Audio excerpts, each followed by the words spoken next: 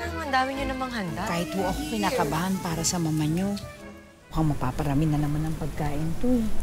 Ma'am, dito muna po kayo. Kukunin ko lang po yung pan-check ng sugar nyo tsaka insulin, ha? O whatever. Huwag muna kayong kakain. Ma.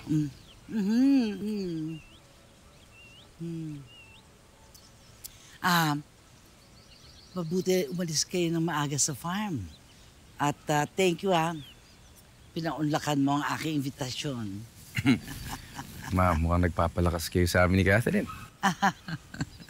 Siyempre naman, para sa atin to. Pero ma, hindi niyo na po kailangan gawin tong gantong effort. Ang dami niyo pong hinanda. Walang effort yan. And also, this is to welcome a dear friend. We have a visitor. Carlos, darling. Darling, I've missed you.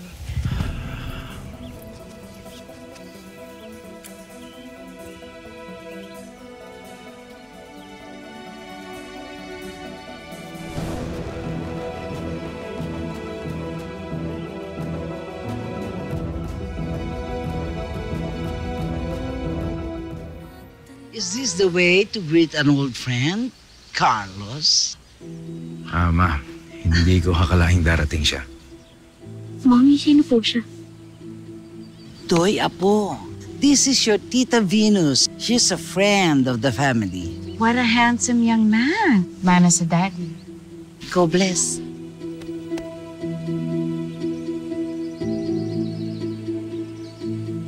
Oh, no. Give me a kiss, baby. What a cutie. Anak, pasok ka na muna sa loob, ha? Sige po, Mommy. Long time no see, Catherine. Catherine, bisita ko siya. And she's here for business. Di ba, Carlos?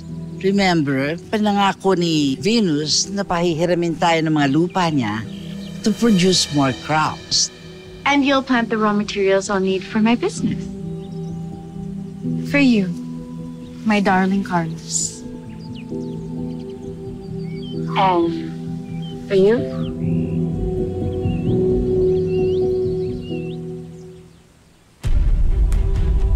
Oh, thank you.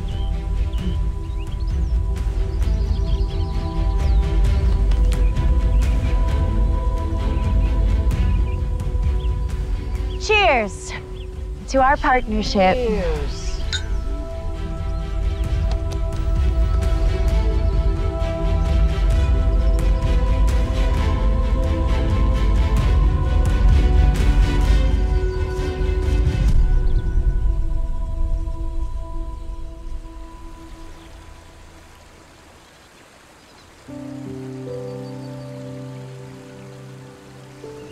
Catherine?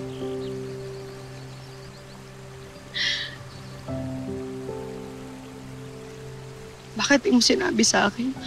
Kami akala ko hindi matutuloy. Akala ko next year pa yan. Kahit next year pa yun o next month. Ang point ko, bakit hindi mo sinabi sa akin? Mami, kailangan natin makabawi.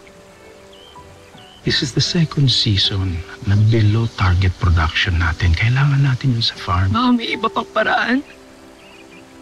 Alam mo naman yung problema natin sa La Nina. Nabubulok yung ating mga ani. Mas maraming lupa, mas marami tayong matatanim. And that's better. Para maabot natin yung ating target sa ating production. Yan ang dahilan kung bakit kailangan natin makuha yung lupa ni Venus. Pero Carlos, alam mo kung anong kasalanan ng pamilya nun sa pamilya ko, hindi ba? Alam natin parehas, sangayon sa batas, dapat... Saan naman hilingi tatay eh? Ito pag sinasaka namin. Ibigay yung lupang karapat-dapat para sa amin. Bastos ka! Ano mo?